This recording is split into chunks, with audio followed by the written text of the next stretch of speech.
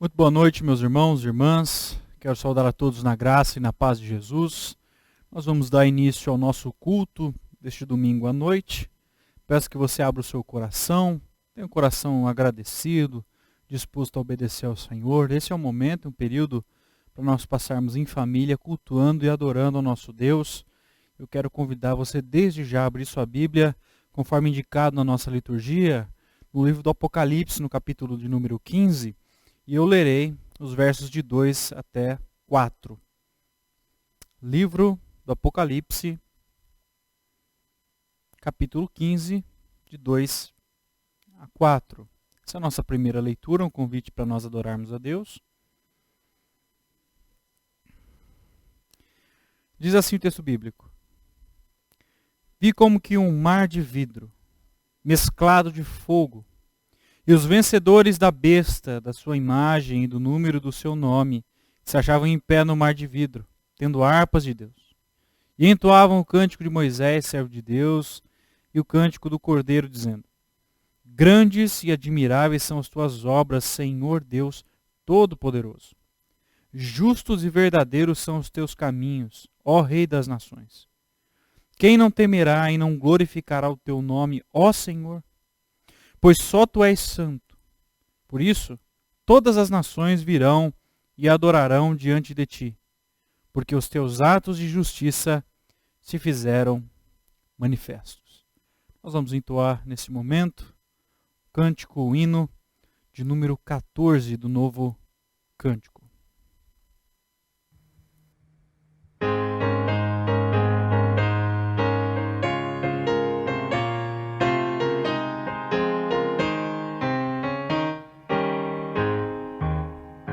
Vamos nós louvar a Deus, vamos ao Senhor de toda a luz, Santo, Santo.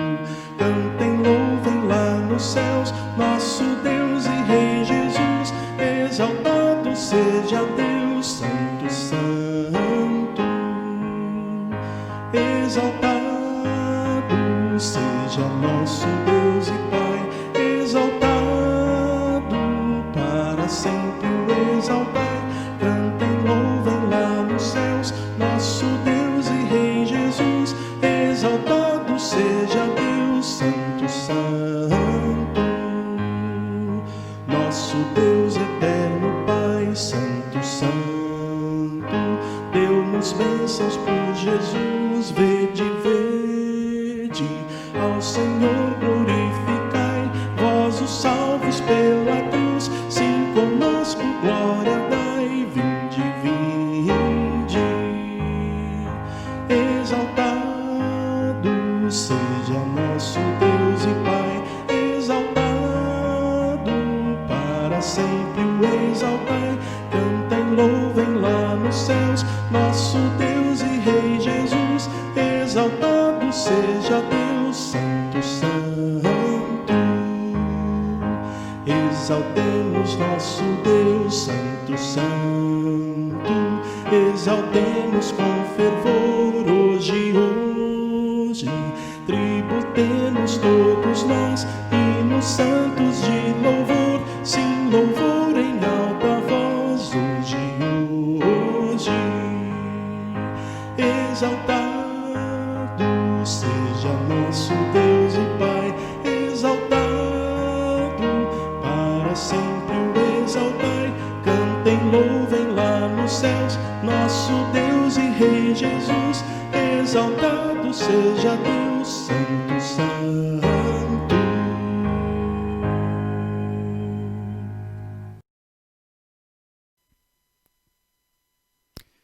Oremos, irmãos e irmãs. Pai de amor, nós queremos te agradecer por mais essa semana que se inicia no dia do Senhor, domingo. Que o Senhor nos ajude a preservarmos a nossa fé, que as nossas atitudes possam sempre glorificar o Senhor. Compreendamos, ó Deus, a importância de entronizar o Senhor na nossa adoração, compreender o quão santo és e que nós possamos com a nossa vida sempre viver para a honra e para a glória do Teu nome. Porque só Tu és digno de todo louvor, de toda honra, de toda glória e de toda adoração.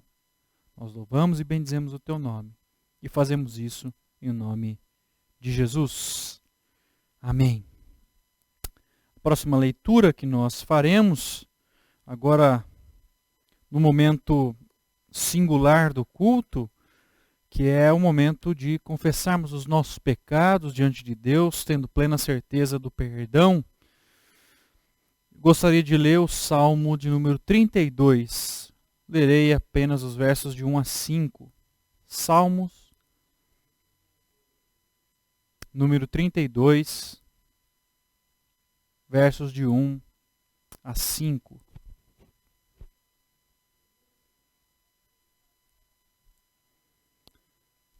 Diz assim a Escritura Sagrada. É um salmo de Davi, salmo didático.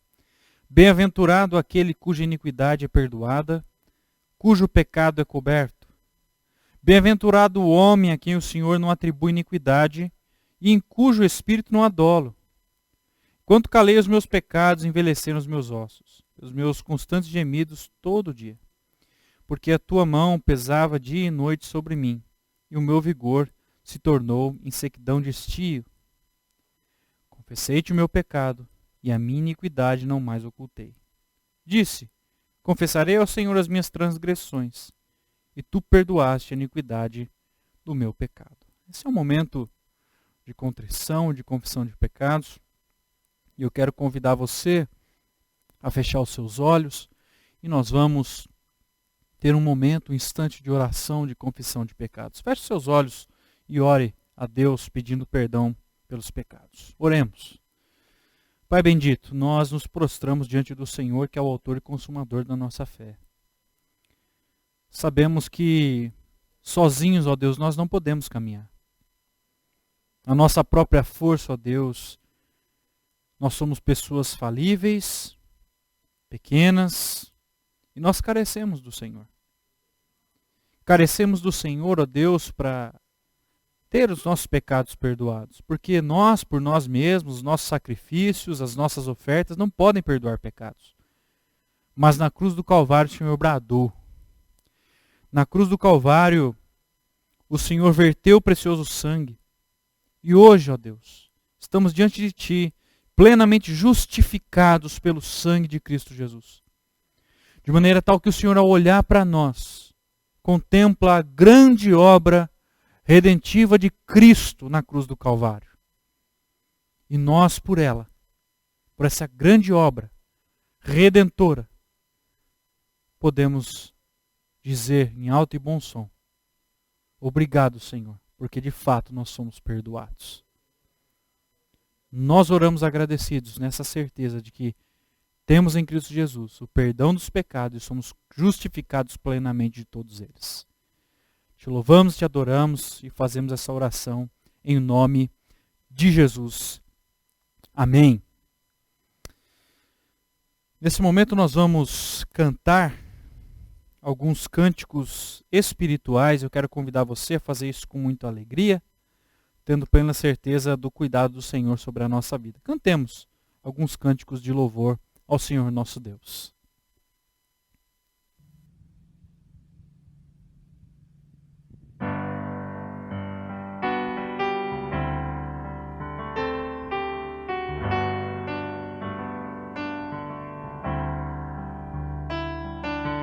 Grandes são as tuas obras, Senhor Todo-Poderoso.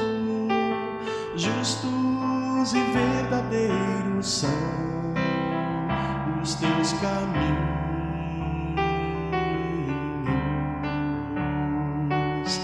Grandes são as tuas obras, Senhor Todo-Poderoso. Justos e verdadeiros são os teus caminhos.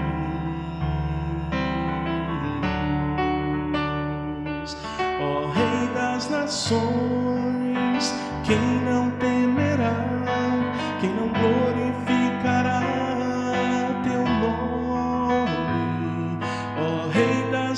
nações, quem não te louvará? Pois só teu nome é santo, ó Rei das nações, quem não temerá? Quem não glorificará teu nome, ó Rei das nações, quem não te louvará? Pois só teu nome é santo.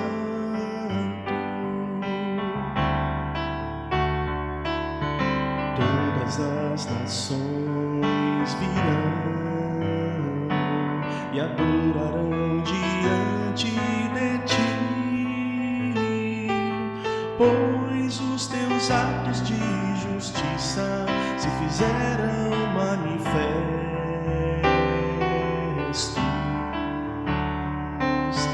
Todas as nações virão e adorarão diante de ti, pois os teus atos de justiça se fizeram manifestos.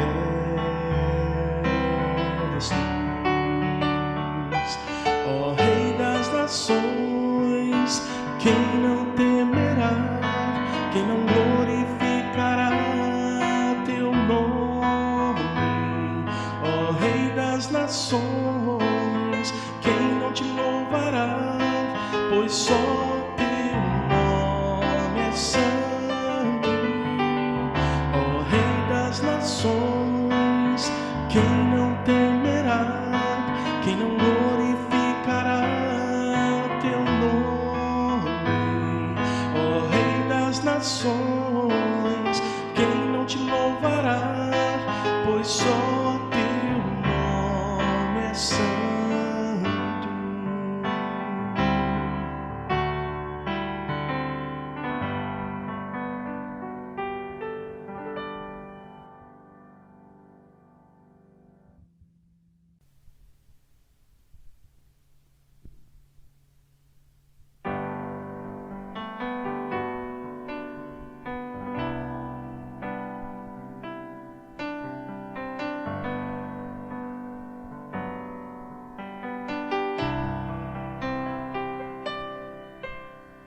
Quem nos separará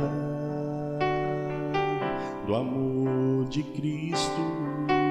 Será tribulação, angústia ou perseguição, fome ou nudez, perigo ou espada? Quem nos separará do amor de Cristo? Porque estou bem certo de que nem morte, nem vida, nem anjos, nem principados, nem coisas do presente, nem do porvir, nem poderes, nem alturas, nem profundidade, nem qualquer outra criatura poderá nos separar do amor de Deus que está em Jesus Cristo, nosso Senhor, que está em Jesus Cristo. Nada poderá nos separar, nada poderá nos separar do amor de Deus que está em Jesus Cristo, nosso Senhor, que está em Jesus Cristo. Porque estou bem certo de que nem morte, nem vida, nem anjos, nem principados, nem coisas do presente, nem do porvir, nem poderes, nem alturas, nem profundidade, nem qualquer outra criatura poderá nos separar do amor de Deus que está em Jesus Cristo, nosso Senhor, que está em Jesus Cristo.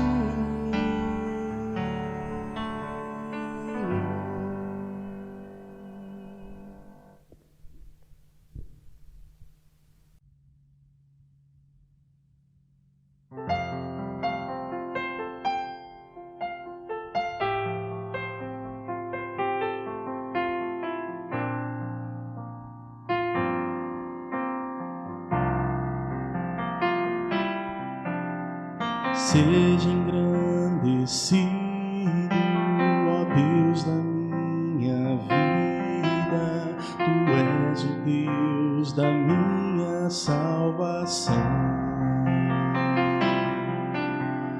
És a minha rocha, a minha segurança, meus lábios sempre Te exaltarão.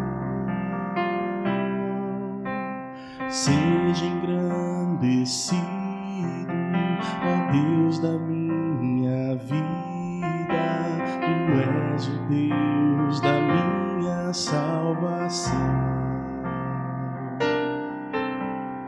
És a minha rocha, a minha segurança, meus lábios sempre Te exaltarão.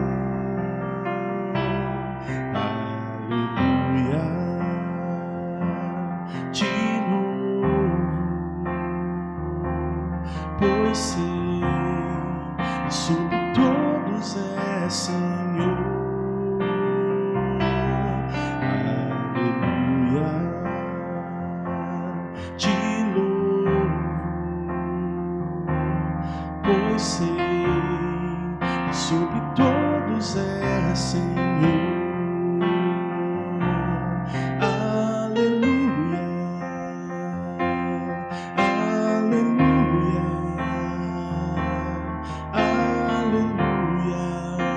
Louvemos ao Senhor, aleluia, aleluia, aleluia, louvemos ao Senhor.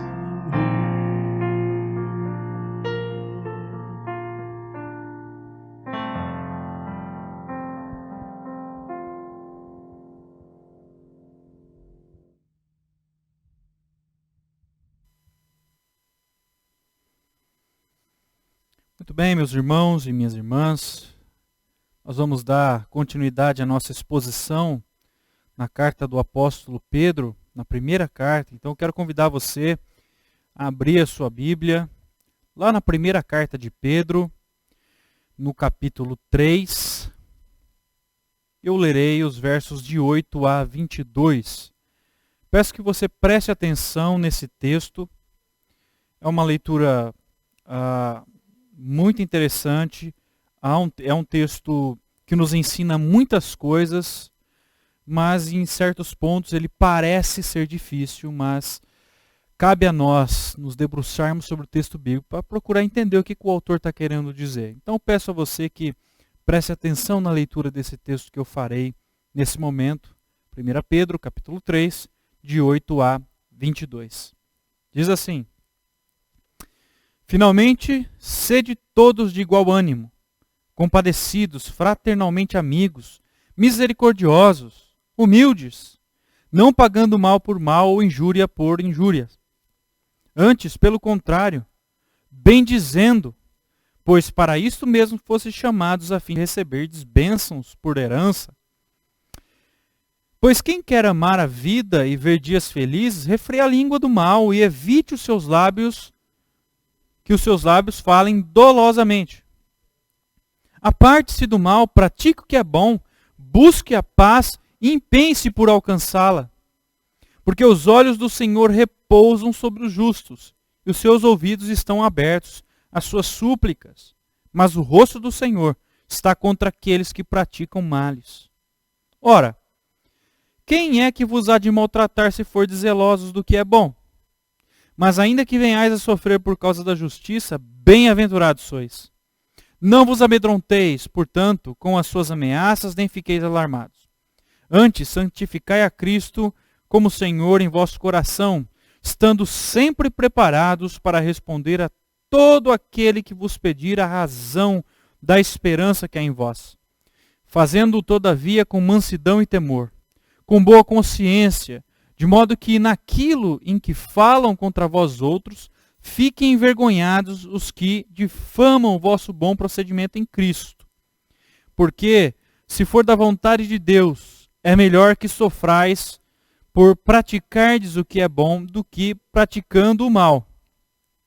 Pois também Cristo morreu uma única vez pelos pecados, o justo pelos injustos, para conduzir-vos a Deus, mortos sim na carne, mas vivificado no Espírito, no qual também foi e pregou aos espíritos em prisão, os quais noutro tempo foram desobedientes, quando a longanimidade de Deus aguardava nos dias de Noé, enquanto se preparava a arca, na qual poucos, a saber 8 pessoas, foram salvas através da água, a qual, figurando o batismo, agora também vos salva, não sendo remoção da imundícia da carne, mas a indagação de uma boa consciência para com Deus, por meio da ressurreição de Jesus Cristo, o qual, depois de ir para o céu, está à destra de Deus, ficando-lhe subordinados anjos, potestades e poderes. Que texto maravilhoso. Vamos fechar os nossos olhos, pedir iluminação do Espírito Santo a fim de entender esse texto bíblico. Santo Deus, nós clamamos agora por misericórdia, pedimos a Deus que o Senhor ilumine a nossa mente para entendermos a Tua palavra. Ajuda-nos a entender esse grande mistério aos olhos dos homens, que é enfrentar o sofrimento por causa da justiça de uma maneira diferente que o mundo enfrenta. Ajuda-nos sempre a nos alegrar diante das dificuldades, a fim de que o Senhor seja glorificado e que a igreja seja edificada para a glória do Senhor. Pedimos que o Teu Santo Espírito nos conduza, nos ajude a aplicar essas verdades à nossa vida. Essa é a nossa oração, fazemos isso em nome de Jesus. Amém. Amém. O reformador João Calvino diz o seguinte: os sofrimentos desta vida longe estão de obstruir a nossa salvação. Antes, ao contrário, são seus assistentes. Sofrer não é algo muito bom, ainda mais quando nós sofremos por conta de vivermos uma fé viva, uma fé concreta, consistente, né? Sofrer por causa da justiça parece aos olhos humanos algo muito injusto, mas aos olhos de Deus é o moldar, é o dar forma ao caráter de um cristão genuíno e um cristão verdadeiro. Ao passarmos pelo sofrimento presente, ao passarmos pelas perseguições por conta da nossa fé, isso deveria, na verdade, ao invés de nos desanimar, isso deveria nos motivar ainda mais a caminhar. Pois é no deserto, é no sofrimento, é na guerra que se constrói um verdadeiro guerreiro, um genuíno cristão. Calvino e muitos outros pensadores antigos, bíblicos, pensavam assim. E nós, como Igreja de Cristo hoje, devemos pensar da mesma maneira, porque é um ensinamento bíblico. Tá? Por mais que seja doloroso e difícil, é bíblico e é verdadeiro. Tá? Pedro está escrevendo essa carta para uma comunidade que não está vivendo dias muito fáceis. Muito pelo contrário, estão vivendo dias difíceis.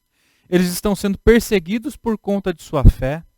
Naquele período, nesse período da igreja primitiva, haviam muitas igrejas que estavam sendo perseguidas por conta de professarem fé no Cristo, no Jesus Cristo de Nazaré. Não era diferente com essas igrejas a quem Pedro está escrevendo. E mais uma vez, com o objetivo de encorajar esses seus irmãos, Pedro chama a atenção deles aqui para a conduta cristã nos seus relacionamentos. E ele quer mostrar como deve ser a reação do crente frente ao sofrimento imerecido, ou ao sofrimento por causa da justiça. Ele recorre mais uma vez ao sofrimento de Cristo como modelo, como padrão para os fiéis, a fim de que eles se sintam firmados, motivados, encorajados e possuam aí uma fé firme e inabalável diante das injustiças, diante dos sofrimentos que estão assolando aquelas igrejas. E eu quero encorajar os irmãos e as irmãs essa noite através desse texto e mostrar como nós cristãos enfrentamos o sofrimento por causa da justiça. Por isso meu tema, eu quero enfatizar aqui, é enfrentando o sofrimento por causa da justiça. E como que a gente faz isso? O primeiro ponto que eu quero destacar aqui é que nós fazemos com vida exemplar ou vida correta, versos de 8 a 12. Os crentes precisam demonstrar submissão aqui nos seus relacionamentos comunitários. Pedro já falou isso antes, mas aqui ele sai de algo específico e ele está falando agora de maneira geral. E o modelo de submissão é uma vida plena, em virtudes e livre daquele desejo de vingança. O cristão não pode ter essas coisas. A palavra finalmente aí no verso 8 introduz uma conclusão sobre o tópico de submissão. Ele está saindo específico, ele vai apresentar agora os deveres éticos de uma maneira geral. E aqui ele inclui, na verdade, todos os destinatários da sua carta, e nós podemos nos incluir nisso aqui também, tá? Porque ela perpassa toda a história da redenção, toda a história da igreja, e também chega a nós hoje. E ele apresenta aqui um modelo de conduta cristã, que seria o modelo ideal de igreja. Qual é o modelo ideal de igreja? Se nós olharmos para esse texto aqui, dos versos 8 a 22, nós vamos encontrar o modelo ideal de igreja. E ele começa dizendo que a vida de um crente precisa demonstrar um amor altruísta, um amor harmonioso, compassivo, humilde.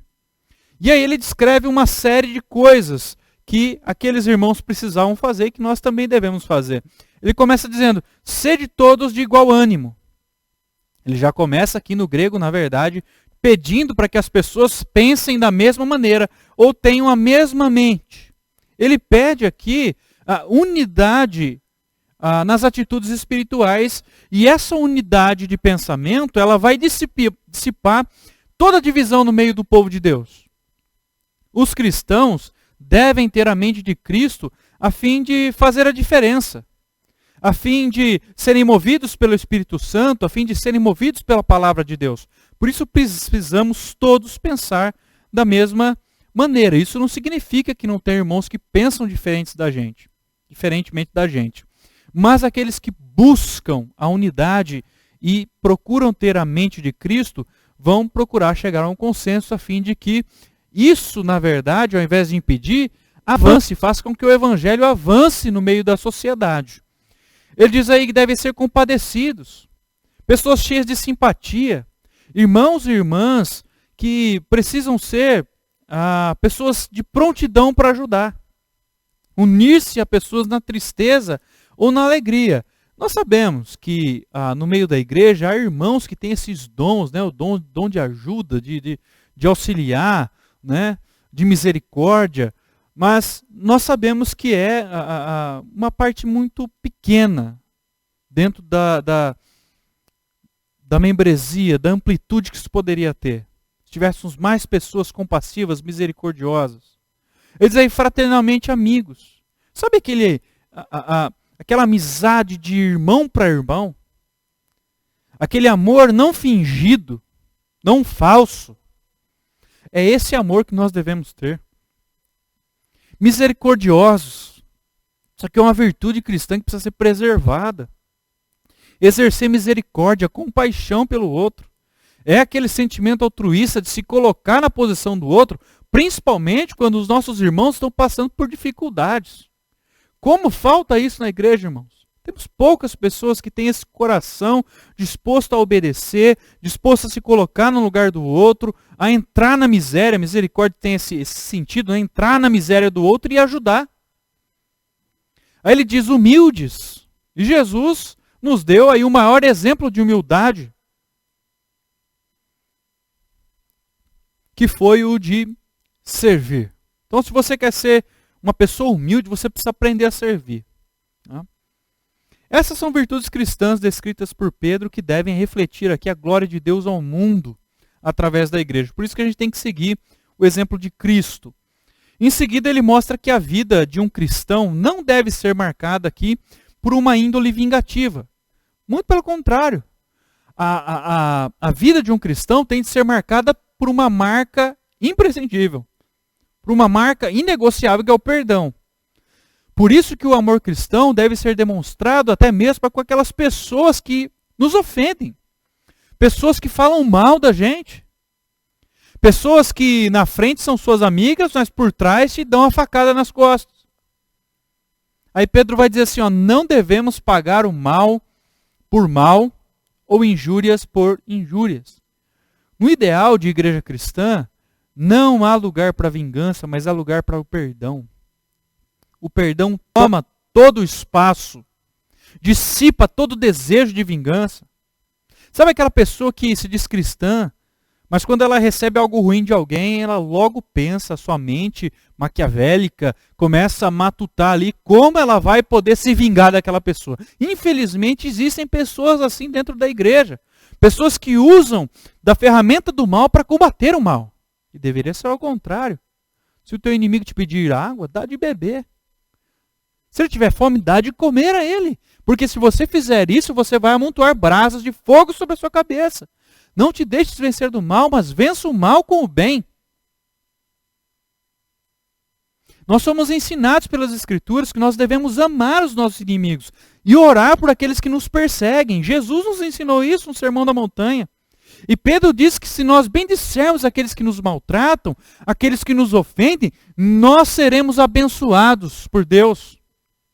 Aqueles que abrem mão de seus direitos no meio do sofrimento, nas injúrias, nas ofensas, vão desfrutar de uma plenitude da provisão de Deus. Deus os abençoará, Deus os guardará no meio de tudo. A fim de confirmar o que ele está falando, ele cita o Salmo de número 34, a partir do verso 10, mostrando que a palavra de Deus tem autoridade sobre a vida do cristão. Então, apesar do sofrimento pelo qual eles estavam passando, os leitores de Pedro, ele procura ver aqui na vida de sofrimento algo positivo e tirar uma lição para isso. Aquele que viver uma vida feliz, ou que quer viver uma vida feliz, tem de refrear o mal, evitando os seus lábios de falar dolosamente, aquela pessoa de má fé, enganosa. Da boca de um cristão tem que fluir palavras que edifiquem o outro.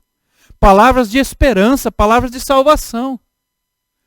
Agora, como é feio um cristão que tem a boca suja.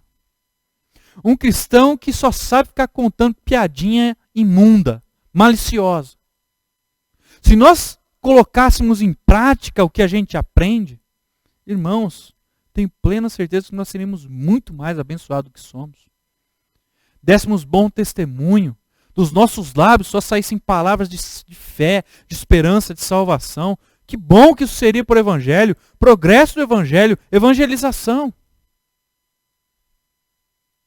Por isso ele diz aí no verso 11, aparte-se do mal, pratique o que é bom.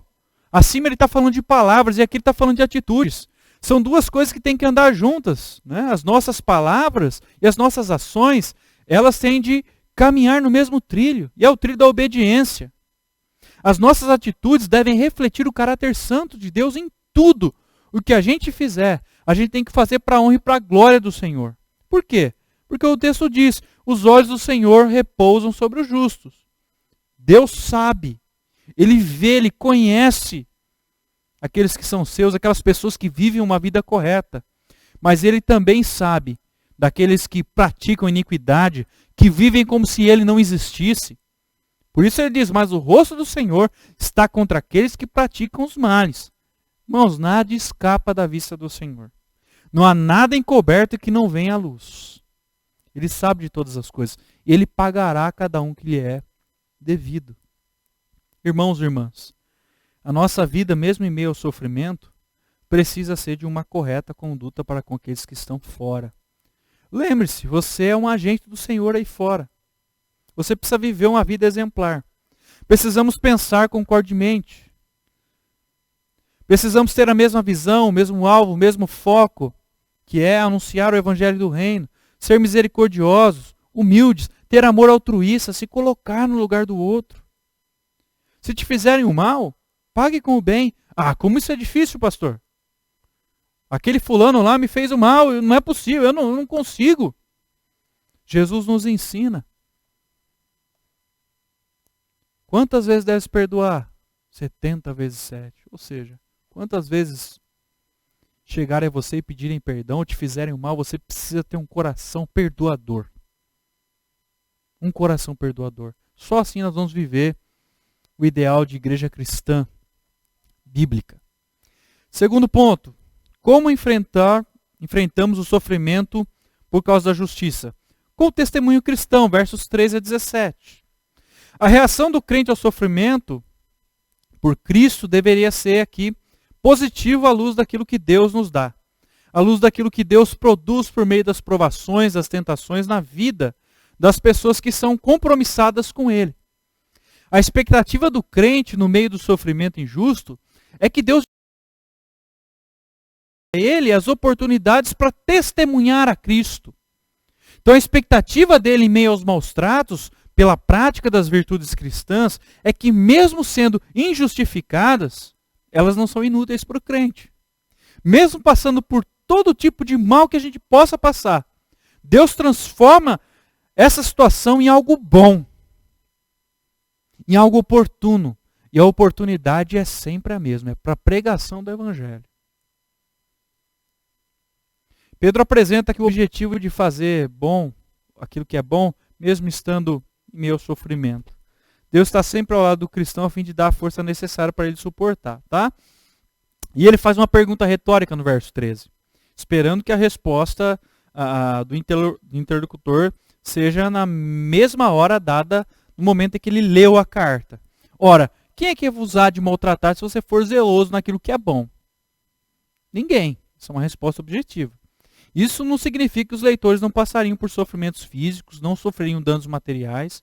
Mas se eles passassem, eles não seriam vencidos, porque Deus estaria com eles. O que o autor está tentando mostrar aqui é que se você faz o mal e recebe punição por isso, a culpa é sua, você fez o que é mal, você é merecedor de receber a punição. Mas se você faz o bem, mesmo assim você é maltratado, mesmo assim você é humilhado, é ofendido, sofre, Deus estará ao seu lado para te fortalecer. Você não vai passar por isso sozinho, essa injúria, essa vergonha. Deus estará do seu lado para te fortalecer. Veja o verso 14. Mas ainda que venhais a sofrer por causa da justiça, bem-aventurados sois. O que o nosso Senhor Jesus diz? Bem-aventurados são os perseguidos por causa da justiça, porque deles é o reino dos céus. O que o nosso Senhor e que o apóstolo Pedro estão tentando mostrar para a gente é que se a gente sofre por causa da justiça, por fazer aquilo que é correto, que é justo, por andar em integridade de vida e justiça, nós sofremos por amor a Deus e isso é bom. Isso é bom. Por isso que ele vai dizer aí, não vos amedronteis, né? Não tenham medo, não temos adversários, o que eles podem fazer a vocês por conta da fé de vocês. Deus está com vocês, fortalecendo-os. Deus está fortalecendo cada um daqueles que professam fé no seu nome e que perseveram mesmo diante das lutas, mesmo diante das adversidades, que aproveitam esses momentos para proclamar a Cristo. Perceba que o ser maltratado por praticar as virtudes cristãs aqui vão fornecer ao cristão de consciência limpa a oportunidade para ele testemunhar. Versos 15 a 17. E o cristão pode fazer isso de que jeito? Verso 15. Santificai a Cristo como Senhor no vosso coração. O cristão precisa entronizar Cristo no seu coração. Quando nós compreendemos que Ele reina em nós, nós podemos dedicar toda a nossa vida a Ele. E assim a gente é livre do medo, é livre da angústia que nos assola. E Ele nos defende daqueles nossos oponentes. Né? Santificar a Cristo aqui, essa expressão significa adorar e temer somente a Deus. E assim você expulsa o medo dos homens, dos seus opressores, dos seus algozes. E ele continua, estando sempre preparado para responder a todo aquele que vos pedir a razão da esperança que há em vós. Irmãos, quando a gente fala para o crente que ele precisa estudar a Bíblia, que ele precisa estar preparado para responder quando perguntar a razão da esperança que há nele, às vezes o cristão acha que a gente está brincando. Nós vivemos um tempo muito difícil. E aqui Pedro está dizendo que em qualquer momento a gente tem que estar preparado para dar resposta a todos aqueles que nos pedirem. A palavra que aparece aqui nessa expressão para responder, no grego é apologia, é defesa. Nós precisamos estar preparados para nos defender. A ideia é que cada vez que a gente é questionado acerca daquilo que a gente crê, você tem que estar pronto para responder. E quantos cristãos hoje não sabem responder nem os fundamentos básicos da sua fé? Por que você crê em Deus? Quem é o Deus que você acredita? Quais são os nomes do Deus que você acredita? Jesus te ama, Jesus te salva, ele está te salvando do quê? Tem gente que não sabe nem responder as coisas básicas da fé cristã. Quanto mais se a gente entrar em assuntos muito mais profundos, como trindade. Não é apenas uma disposição do cristão para obedecer, mas é também estar preparado. Ser alguém ensinável. Ser alguém que está disposto a aprender essas verdades, para quando precisar falar dessa esperança que salva, que liberta, ele tenha tudo na ponta da língua. A nossa situação diante dessas, a nossa atitude diante dessa situação deve ser não como alguém orgulhoso que sabe também, mas tem de ser com mansidão e temor e com boa consciência. Quando a gente santifica Cristo, dando a resposta àqueles que nos pedem a razão da esperança, nós precisamos fazer isso com respeito às pessoas que são espiritualmente fracas. Isso significa não mostrar superioridade em nenhum momento, mas um olhar de misericórdia. O nosso objetivo é de fazer com que as pessoas se calem diante de argumentos e sejam envergonhadas. Deixá-las sem argumentos aqui é a ideia, tá? E fazendo isso de boa consciência, com consciência tranquila. Jesus sempre foi o nosso exemplo nessa questão.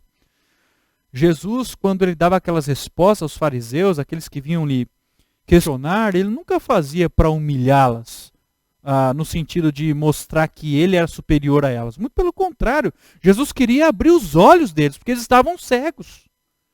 Jesus queria expor essa verdade tinha que penetrar o coração deles. E da mesma maneira nós. Da mesma maneira acontece conosco. E aí ele conclui o pensamento com o verso 17, que na verdade é um versículo de transição para a discussão do ministério de Cristo nos versos que seguirão. Porque se for da vontade de Deus, é melhor que sofrais por praticardes o que é bom, do que por praticardes o mal. Mais uma vez, a ideia de sofrimento injusto é realçada aqui. É o cristão que sofre injustamente enquanto ele pratica a justiça, sabe que Deus está no controle e que tudo vai conduzir ele à vida eterna. O que nós precisamos fazer? Nós precisamos fazer de todos os momentos da nossa vida, sejam bons ou ruins, uma oportunidade para exaltar Cristo, uma oportunidade para proclamar a Cristo. Por isso que nós devemos, diante do sofrimento, diante das dores, do luto, diante de tudo isso que a gente passa, que às vezes é difícil de explicar à nossa mente, ao nosso coração, a gente se sente um pouco perturbado, aquela euforia, como que eu vou resolver isso? A gente precisa fazer desses momentos de oportunidade. Nós vivemos um tempo de relativismo, onde tudo é relativo, a verdade é relativa. Isso tem tomado conta da realidade existente na vida das pessoas. O secularismo expulsou Deus do coração e da mente das pessoas. As universidades estão tomadas pelo secularismo. E o nosso dever como cristão é o quê? Santificar a Cristo e estar preparado para trazer essa verdade absoluta que nós cremos. Aquela verdade que salva, que dá esperança, de maneira clara, a vida das pessoas, a fim de que elas possam também entender e conhecer esse mesmo Deus, essa mesma verdade que nos libertou. Terceiro e último ponto. Como nós enfrentamos sofrimentos por causa da justiça? Com o exemplo de Cristo. Versos 18 a 22. Pedro quer encorajar o crente aqui a uma atitude positiva em meio a todo aquele caos que eles estavam vivendo. Sofrimento injusto.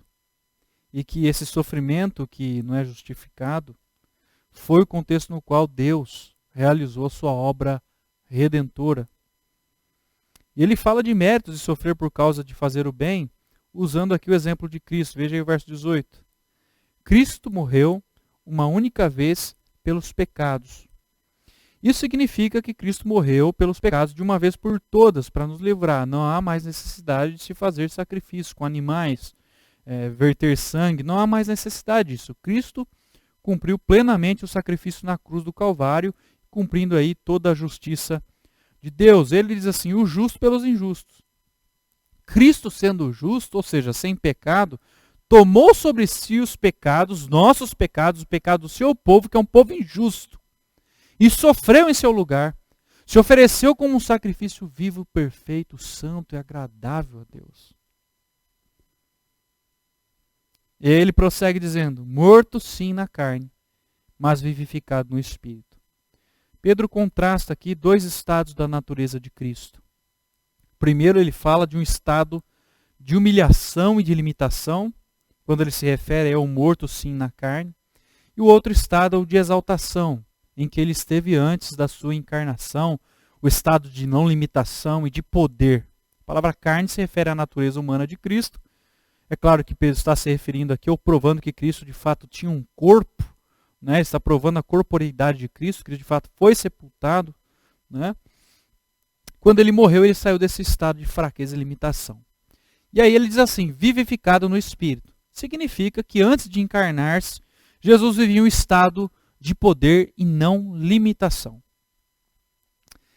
A rebelião humana contra a verdade foi o contexto no qual a mensagem de Deus, a mensagem divina de livramento foi proclamada antes da encarnação. E eu gostaria de ler esses dois versos, o 19 e 20, para a gente entender aqui essa parte. Ele diz assim, no qual também foi e pregou aos espíritos em prisão, os quais noutro tempo foram desobedientes, quando a longanimidade de Deus aguardava nos dias de Noé, enquanto se preparava a arca, na qual poucos, a saber 8 pessoas, foram salvas através da água.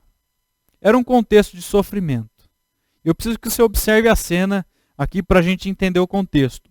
Pedro está encorajando os irmãos a seguir o exemplo de Cristo.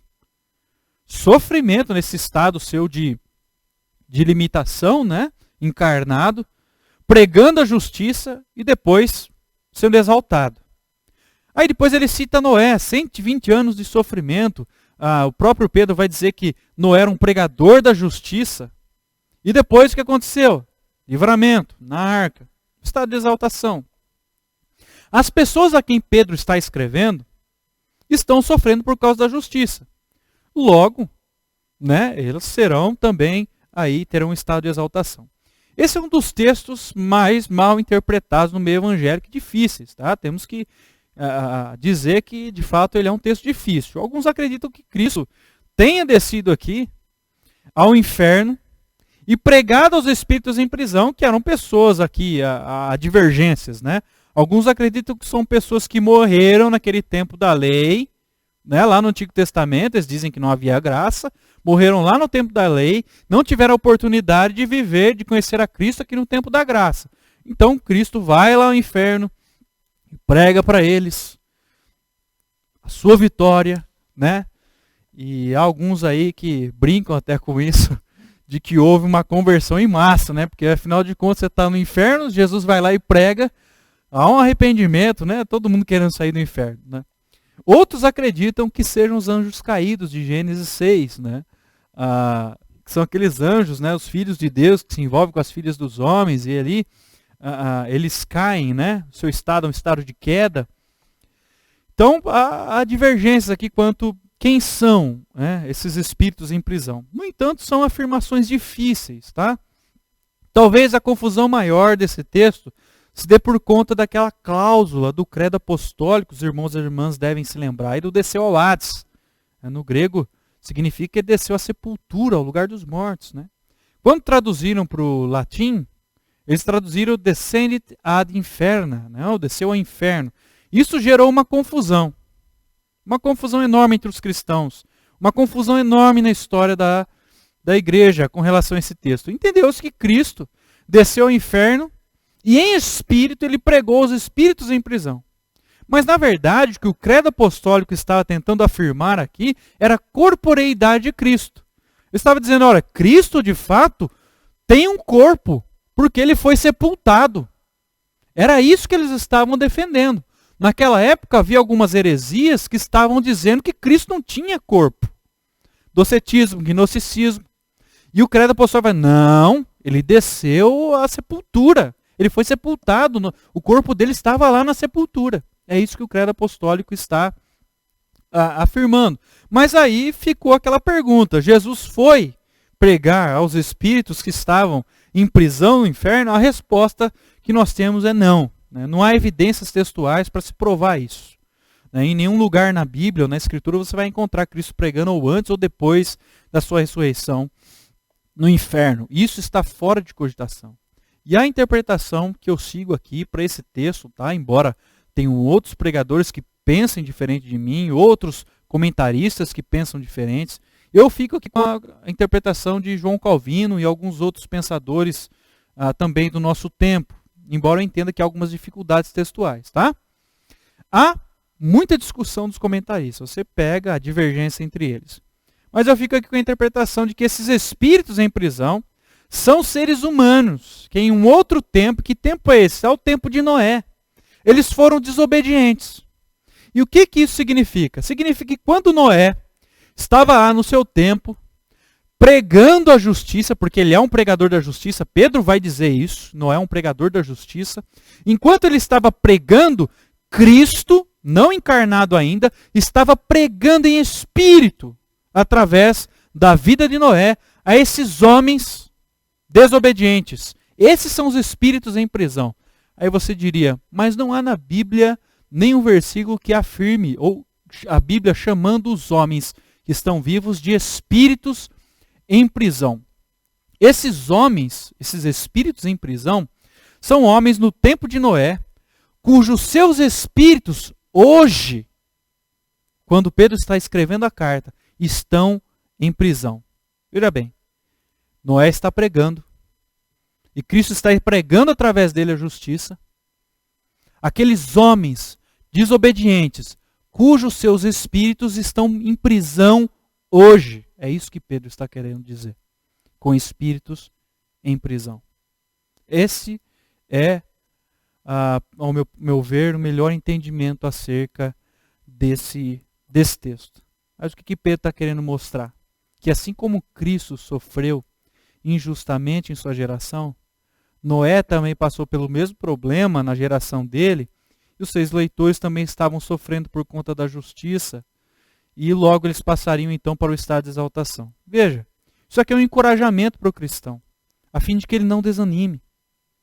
Nós também sofreremos desse mundo injustamente por causa da nossa fé, por causa da justiça, por causa da verdade do Evangelho que emana das Escrituras Sagradas, por causa da iluminação do Espírito Santo que nos permite ver essas verdades e proclamar ao mundo essas verdades que eles não conhecem. É o encorajamento.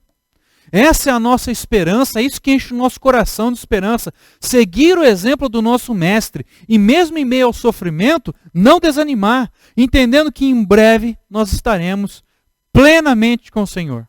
E para ter certeza de que ele está falando de seguir o exemplo de Cristo, Pedro utiliza a figura do batismo para mostrar que nós somos identificados então com Cristo por meio do batismo. Ele mostra uma semelhança aqui com o dilúvio. A ideia é que as águas do dilúvio purificaram a terra da perversidade humana. E da mesma maneira, o batismo simboliza a nossa purificação dos pecados. O batismo é um marco na vida do cristão. É um marco na vida cristã. Nós precisamos, irmãos e irmãs, a partir dessa nova vida que nós vivemos em Cristo Jesus, a partir desse marco na nossa vida, seguir o exemplo do nosso Mestre, que mesmo em meio ao sofrimento, foi um pregoeiro da justiça. E ele tinha plena certeza da exaltação. Ele foi exaltado e glorificado, e nós também seremos exaltados com ele, na glorificação final. E eu quero concluir dizendo que nós devemos enfrentar todo tipo de sofrimento por causa da justiça com vida exemplar, com testemunho cristão e com o exemplo de Cristo, seguindo o exemplo de Cristo. Só assim, meus irmãos e irmãs, nós não vamos sucumbir na fé. Só assim nós não vamos esfriar. Só assim nós não vamos esmorecer na fé. Só assim nós poderemos viver o ideal cristão de igreja, do que é ser igreja. Então, irmãos e irmãs, prossigamos para o alvo, para o prêmio da soberana vocação, firmados em Cristo, vivendo para a honra e para a glória do Senhor Jesus. Que Deus, assim, nos abençoe. Amém. Quero convidar você para juntos entoarmos mais um hino, o hino de número 146. Em seguida eu farei a oração final e impetrarei a bênção. Cantemos o hino de número 146.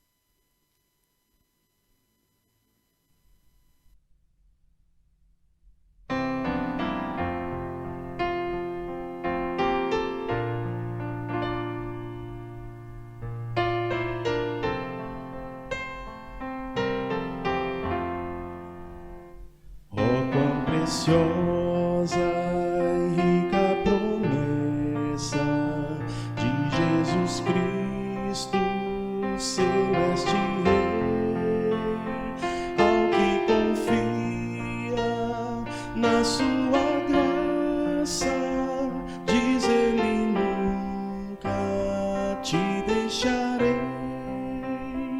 Oh, não temas, oh, não temas, pois eu contigo sempre serei. Oh, não temas, oh, não temas, porque eu nunca te deixarei. Para remir-te dei o meu sangue, vem sem demora, pois te chamei, meu para sempre, tu és agora, nunca sim, nunca te deixarei. Oh, não temas, oh, não temas, pois eu contigo sempre serei. Oh, não temas, oh, não temas, porque eu nunca te deixarei.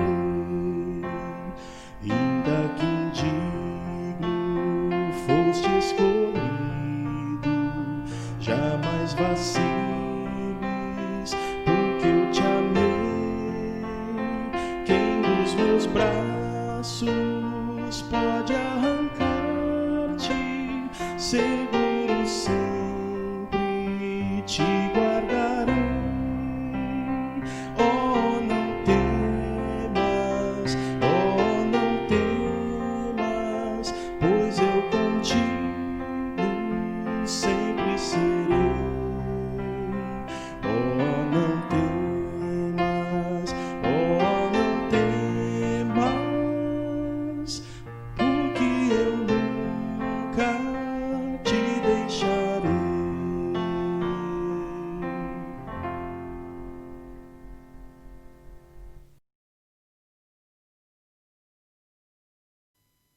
Vamos orar? Pai de amor, obrigado pela sua palavra. Ela nos ensina, ela nos instrui, ela nos dá clareza, e por causa do teu Santo Espírito nós temos a compreensão do que o Senhor quer falar conosco, da aplicabilidade da tua palavra na nossa vida. Sabemos que temos passado por tempos difíceis. Não é um sofrimento por conta da nossa fé, nós sabemos disso. Mas sabemos que muitos sofrem hoje, ó Deus, por conta da justiça, por fazer aquilo que é correto. E hoje o Senhor nos ensinou, Pai, que nós mesmos, diante de todo esse sofrimento por causa da justiça, daquilo que é correto, por viver uma vida íntegra, nós devemos viver aí de maneira exemplar, aproveitando bem as oportunidades para testemunhar a Cristo e, acima de tudo, seguir o exemplo do Senhor. Porque assim como o Senhor passou por tudo isso e também sofreu, mas foi um pregoeiro da justiça e foi exaltado, nós também, Deus, um dia seremos exaltados com Cristo. Seremos na glorificação, seremos glorificados com Cristo. Seremos santificados plenamente no Senhor, quando nós cruzarmos a linha de chegada. Abençoa nossa semana, Deus. Que essas verdades possam ser aplicadas à nossa vida em todas as áreas, em todas as esferas de atuação do teu povo, da igreja, para que o Senhor seja glorificado. Para que essas verdades possam penetrar a vida das pessoas que ainda não te conhecem e para que elas possam professar fé em ti. Que estejamos sempre preparados para santificar o Senhor no nosso coração e responder a todos aqueles que nos pedirem a razão da esperança que há em nós, que é Cristo em nós, a esperança da glória, a esperança de um novo céu e uma nova terra, a esperança de salvação, de perdão. Nós te louvamos, pedimos especial a Deus, cuida dos enfermos da nossa igreja.